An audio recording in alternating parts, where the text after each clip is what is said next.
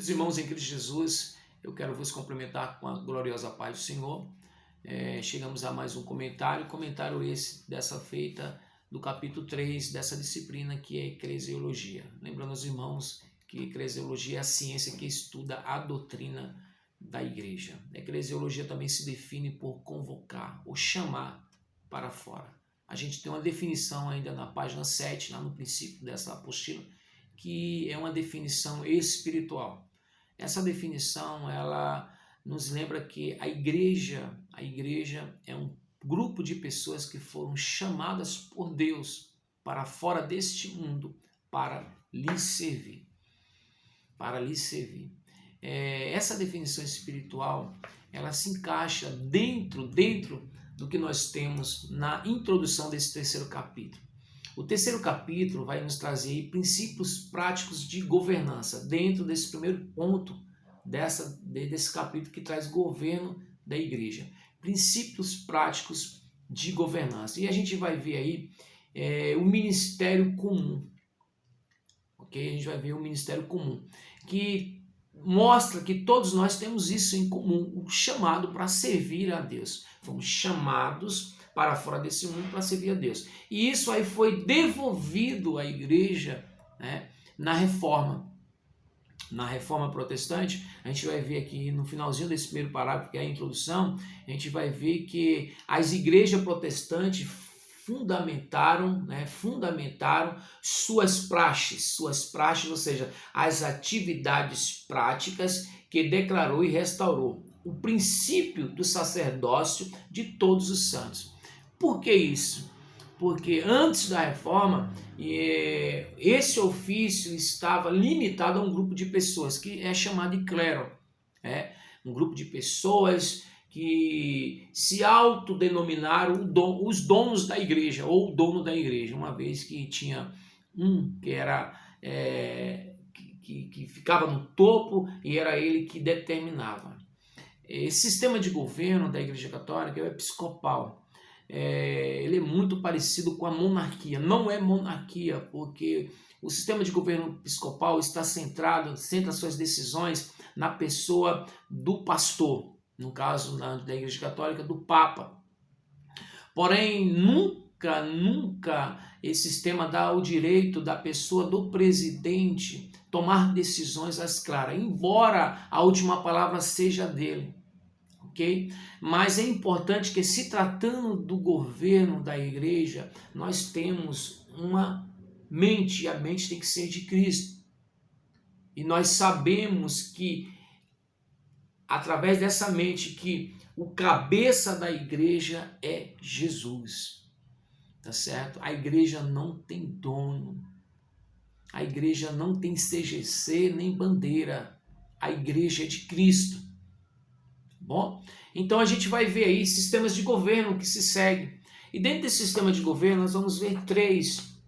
Eu vou citar aqui rapidamente para vocês terem uma ideia. O sistema de governo episcopal, ele estava, como já falei antes, ele é centrado na pessoa do pastor presidente. Tá certo? É ele que toma decisões. Nesse caso, o pastor pode até ouvir outras pessoas, pode até ouvir a sua diretoria, mas no final a palavra é dele, tá certo? A palavra é dele. Eu louvo a Deus porque nosso pastor presidente, ele é uma pessoa que mostra o amor em sua face, mostra o carinho em sua face, não é isso? E é o que se exige, é o mínimo que se exige. Não só de todas as lideranças, é o mínimo que se exige, tá certo? Mas enfim, esse é o sistema episcopal, tá certo? O sistema presbiteriano, as decisões do governo eclesiástico não está centrada exatamente na pessoa do pastor. Além do pastor, existe um grupo que é selecionado, né? Um grupo selecionado e capacitado para filtrar as decisões que são tomadas pelo pastor. Então nós vamos ver aí mais ou menos um pouco do episcopal e um pouco do congregacional, certo? Porque o episcopal, o sistema governamental, as decisões desse sistema está muito centrado no pastor. Porém, o presbiteriano, o pastor depende da aprovação ainda desse grupo de pessoas que são selecionadas para filtrar as decisões dele, tá certo? Esse grupo é um grupo formado pela membresia da igreja, um grupo que é formado, tá certo? E a gente pode definir ou interpretar por um filtro, que filtra tudo, tá certo? O sistema congregacional, a gente vai ver que é um pouco parecido com é tudo democracia, né? Mas é uma democracia que é um pouco parecido, é parecido, tem que ser, né? Mas vamos deixar a democracia um pouco de lado e vamos entrar aqui nesse sistema de governo. O sistema de governo congregacional é aquele sistema que as decisões, né, ela não estão centradas na pessoa do pastor e também não estão centradas num grupo de pessoas selecionado pela igreja, tá certo? São centralizadas realmente no todo, no corpo geral da igreja. Esse é o sistema congregacional. O sistema congregacional tem pontos positivos e tem também pontos negativos, assim como o episcopal e o presbiteriano. Mas eu quero ressaltar aqui o episcopal. O episcopal, o positivo do episcopal é que numa reforma, na necessidade de uma reforma, chegando à ciência do pastor, o pastor lá define, vamos reformar e pronto, acabou, nós vamos reformar. Ainda que algumas pessoas discordem dessa reforma, alegando que tem outras situações mais importantes a serem resolvidas ou outros lugares, né, a serem reformados com mais urgência, com mais necessidade. Mas o pastor decretou, tá entendendo? Está decretado. Pronto. Esse é o negativo, a negativa e a positiva. A positiva é que precisou o pastor e a negativa que pode realmente acontecer de ter prioridades e de repente o pastor volta para aquele assunto ali, mas ele é o pastor presidente, ele decidiu, está decidido. É claro, dentro de uma visão de Deus. O presbiteriano é aquele sistema, né, que a gente vê uma mesclagem entre congregacional e episcopado. Por isso eu quero me limitar somente ao episcopado e ao congregacional no sentido positivo e negativo. O sentido positivo do congregacional é que todos decidem. Precisa, então, se todos decidem e têm em comum essa necessidade, então todos levantam a mão e decidem, vamos comprar um bebedouro, né, ou as cadeiras, ou fazer a reforma. Pronto. O negativo é que precisa de uma assembleia. E se a metade disser que não, a outra metade disser que não? E se a maioria disser que não? Então, nada de reforma. Diferente do episcopal, né? Esse é o sentido negativo. Tá certo? O positivo é que todos escolhem, mas o sentido negativo é que pode acontecer divergências de pensamento. Tá certo? E o episcopal, né, já decreta.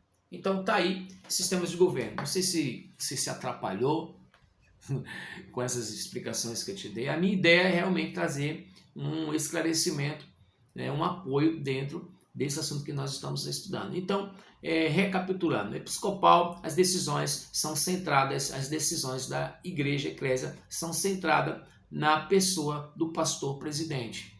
Presbiteriano, as decisões da igreja, a administração geral é centrada na pessoa do pastor, mas coligado com um grupo selecionado de obreiros capacitados para filtrarem as decisões para um bom funcionamento, ou seja, para a administração.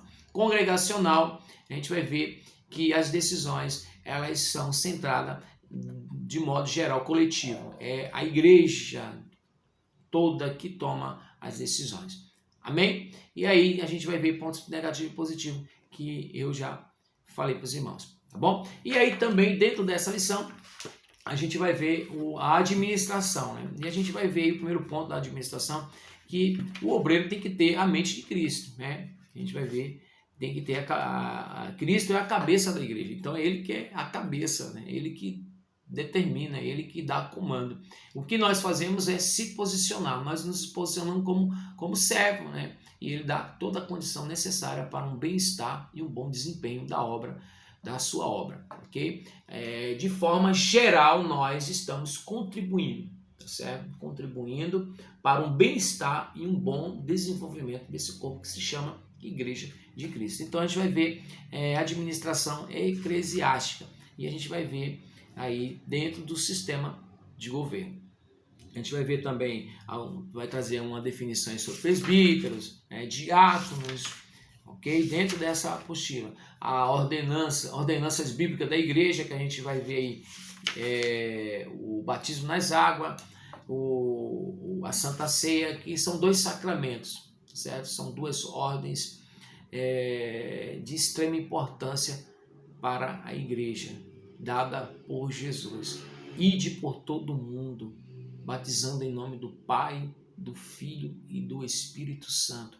Batizando em nome do Pai, do Filho e do Espírito Santo. Quem crê e for batizado será salvo. A gente vai ver também Paulo dizer, porque eu recebi do Senhor o que também vos ensinei. E na noite que foi traído, tomou o cálice e disse, tomai e comei, isto é meu corpo que é partido por vós. Fazei isso em memória de mim. A Bíblia também vai dizer, e semelhantemente, ele tomou o pão dizendo, tomou o cálice dizendo, esse cálice é o Novo Testamento no meu sangue, fazer isso. Então ele repete, fazer isso em memória de mim. Então é uma ordem, é uma ordenança, a Santa Ceia, assim como o batismo. Então tá aí essas 2 ordenanças, tá certo? Eu quero desde já agradecer a Deus por esse momento, por nos dar graça para estarmos aqui, para trazermos um comentário. É Ele que nos ajuda, Ele que nos capacita. Se não fosse Ele, com certeza não teríamos, a gente nem estava aqui. Então, muito obrigado. Espero que você aproveite aí esse comentário. Espero que você venha corresponder também a esse comentário, tá certo? Espero que esse comentário venha servir realmente de auxílio dentro desse estudo que você está estudando. Deus abençoe e a paz do Senhor Jesus. E até o próximo comentário.